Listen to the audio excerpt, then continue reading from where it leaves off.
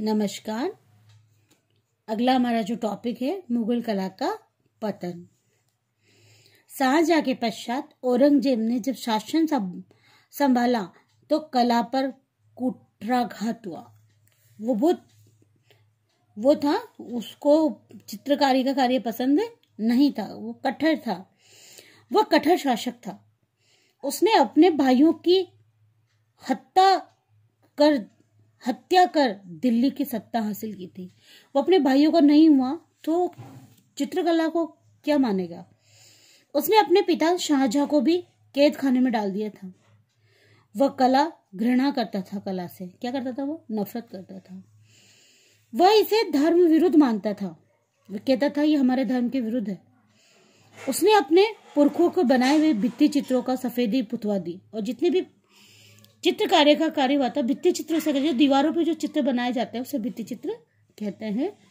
जो पूर्वजों ने बनाए थे उनको भी उसने क्या करा, पुतवा दिया।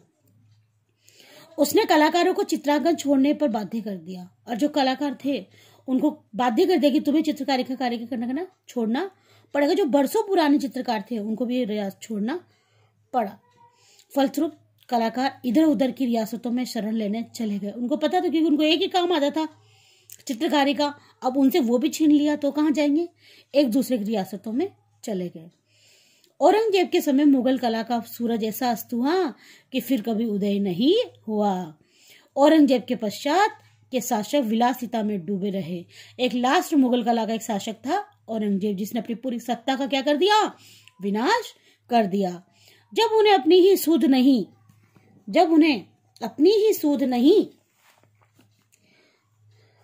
नहीं थी तो वह कला की क्या सूध लेते। परिणाम स्वरूप कला अपने अतीत को भुलाकर नष्ट हो गई और औरंगजेब मुगलों का क्या हो गया, पतन हो गया। महत्वपूर्ण जो चित्र थे, मुगल काल में बड़ी संख्या में चित्रों का निर्माण हुआ। उनमें कुछ चित्र विशेष प्रसिद्ध रहे। निर्माण तो हुआ था क्योंकि हुमायूं, अकबर, जहांगीर, शाहजहां इन्होंने तो चित्रकारी का कार्य किया था और औरंगजेब ने क्या किया था, नष्ट कर दिया था। सलीम का जन्म हुआ। महत्वपूर्ण चित्र थे सलीम का जन्म। अकबर कालीन चित्रों में सलीम का जन्म चित्र सबसे महत्वपूर्ण चित्र रहा है। यह चित्र अपने तह विभाजन, विहंगमन, दृश्यमानता के लिए माना जाता है। इस चित्र में संपूर्ण कथानक विभिन्न खंडों को बांटकर अंकित किया गया है। महल के बाहर खैरात बांटने के दृश्य, महल के भीतर नृत्य के चित्र अंकित है। इस खंड में सलीम के स्नान कराने का दृश्य भी दिया गया है। यह वही अगले खंड में प्रसूति गृह दिखाया गया है। ऊपरी भाग में छत पर मोर दिखाए गए। जो चित्रांकन की बात करें सलीम के चित्र की, ऊंचे क्षितिज पार्श्व की प्रकृति का मनोरंजन अंकन है। संपूर्ण चित्र आकर्षण रंग दिखाई दिया है और यही चित्र चित्रकार केशु द्वारा बनाया गया है। अब कबीर और रैदास चित्र। शाहजहां कालीन चित्रों में महत्वपूर्ण विशेषता दर्शाता है। इस समय के जो चित्र इसमें फकीर उल्लाह द्वारा बनाया गया, 1640 ईस्वी में अंकित किया। घुसर रंग संगति वाले इस चित्र में ग्रामीण परिवेश का दृश्य दिखाया। देखो ये चित्रकारियों का कार्य दिखा। सलीम का चित्र इस तरीके का बनाया हुआ था, इसकी ये रचना थी। कबीर और रैदास ये दोनों बैठे हुए, इनके ये चित्रकारी का कार्य था। घूमर रंग का था। झोपड़ी के बाहर कबीरदास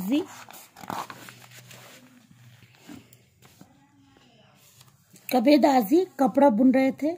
वहीं उनके पास में रैदास जी चटाई पर बैठे हुए थे। दोनों ही दीन दुनिया का भूल ईश्वर में ध्यान मस्त थे। दोनों भक्तों का कृष्णकाय बनाया गया था। मठमेले भूरे रंग के कपड़े पहने हुए थे। बॉर्डर नीले रंग का था और शाहजहां कालीन के समय ये चित्र का उदाहरण था। कब बना था चित्र? शाहजहां कालीन के समय। किसका? कबीर और रैदास का। कबीर क्या कर रहे थे? कपड़ा बुन रहे थे, है ना। और रैदास जी क्या कर रहे थे? चटाई पर बैठे हुए बातें कर रहे थे। दूसरा हमारा चित्र था धारा सिकों की बारात। ये देखो ये चित्र धारा सिकों की बारात। ये चित्रकार ये भी मुगल काल के समय ही बना था। जहांगीर का सपना ये भी मुगल काल के समय ही बने थे। ये दोनों चित्र बने थे। धारा सिकों की बारात ये चित्र मुगल काली चित्रों में अपने संयोजन के लिए जाना जाता है। इस चित्र में वस्त्राभूषण, घोड़ों, शाही लवाजमे, चित्राक्षर अंकन है।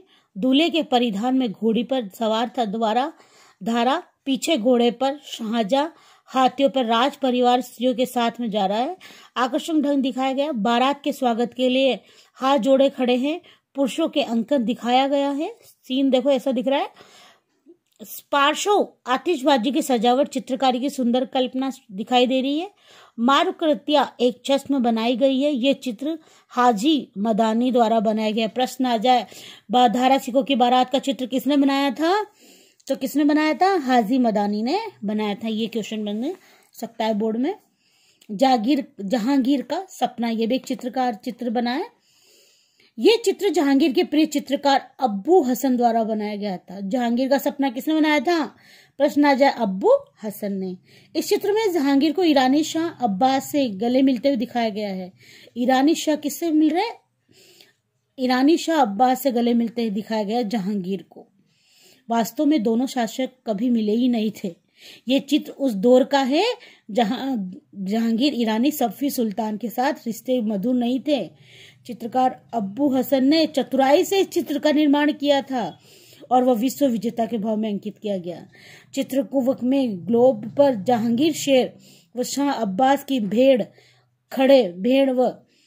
पर खड़े बनाया गया। वस्त्राभूषणों का प्रभाव मंडल जहांगीर के श्रेष्ठ दिखाने का प्रसार किया गया है। ग्लोब पर अंकित, ऐसे लग रहा था, देखो नीचे देखो ग्लोब जैसा बना है। ग्लोब पर अंकित विश्व मानचित्र तत्कालीन संदर्भ में सबसे सटीक माना गया है। चित्र में स्वर्ण प्रभा मंडल अंकित कर जहांगीर की उपाधि नूर अल दीन के प्रतिनिधित्व किया है। चित्र टेम्परा रंगों से बनाए गए हैं। स्वर्ण रजत रंग अधिकता है। चित्रकार अब्बू हसन ने जहांगीर के नादिर उल नजमा युग शिरोमणि की उपाधि से प्रदान किया। किसको किस नाम से जाना गया? युग शिरोमणि के नाम से जाना गया है। किसको? अब्बू हसन को। अब मुगल शैली की सामान्य विषय नॉर्मल सी विशेषताएं क्या है? अगर तुम्हें नहीं आया एग्जाम में तो ये वाली विशेषताएं याद करके सब में लिख देना। मुगल शैली का अनेक विशेषताएं। मुगल शैली के चित्रों में विविधता तो है परंतु अजंता भी दिखाई दी गई है। मुगल शैली की चित्रकारी में सुरुचि, सफाई का पूरा ध्यान रखा गया है। घरेलू चित्रण मुगल शैली से नहीं सका। सामाजिक जीवन में विषयों का अंकन हुआ है। दरबारी अनुष्ठान के कारण मानवीय चित्रों का कतार सी दिखाई देती है। आखेट के चित्र दिखाई दिए। ऐतिहासिक घटनाएं भी हमें मुगल में मिली है। प्राकृतिक चित्र भी देखने को मिले हैं। पशु पक्षी के चित्र भी देखने को मिले हैं। पौराणिक भी चित्र देखने को मिले हैं। दरबारी चित्र भी हमें देखने को मिले हैं। वास्तविकता से चित्रण हुआ है। प्रकृति सुंदर दृश्य भी हमें दिखाई दिए। झांकियां भी हमें दिखाई दी है। कई प्रकार के भारतीय पशु पक्षियों का सुंदर चित्रण भी हमें मुगल शैली में दिखाई दिया है। दरबारी शान शौकत, शिकार, युद्ध आदि भी हमें देखने को मिला है। हाथी, बैल, मुर्गे, बटेर, तीतरों, लड़ाइयों को भी हमें इस मुगल काल में दिखाई दिया है। अमीर हमजा, शाहनामा जैसी ईरानी कथाओं, लैला मजनू, शीरे फराद की प्रेम कथाओं का चित्रण भी हमें दिखाई दिया है। हिंदू धार्मिक कथाओं जैसे रामायण, महाभारत, योग विशिष्ट की चित्रें ये भी हमें मुगल काल में हमें दिखाई दी हैं। बीती हुई घटनाओं के बखूबी से चित्रांकन का कार्य भी हमें दिखाई दिया है, इसमें बताया गया है। तारिक खानदान तैमूरिया आदि आधारित चित्रण का कार्य हुआ है। सम्राटों, राजकुमारों, अमीरों, संतों, फकीरों आदि चित्रों का भी प्रयोग किया गया है। भारतीय तथा विदेशी चित्रकारों ने फारसी, ईरानी कौन सी शैली का प्रयोग किया? मिश्रित का। मुगल मुखराकृति चित्रण की कला विकास की जिसमें कुशलता का नजर आती है।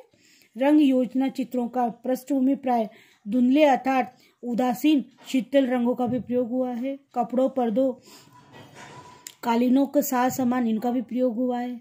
आरंभिक ईरानी शैली में बड़े चित्रों का चेहरे दिखाए गए थे परंतु बाद में अधिकांश व्यक्तियों के चित्र में चश्मे दिखाए गए। धीरे छोटे छोटे चित्र बनाए गए। मुगल चित्रों को भवनों का अत्यधिक प्रयोग किया गया है। घुमावदार मेहराबे, स्तंभ आदि चित्रों का आलेखन करते बनाया गया है।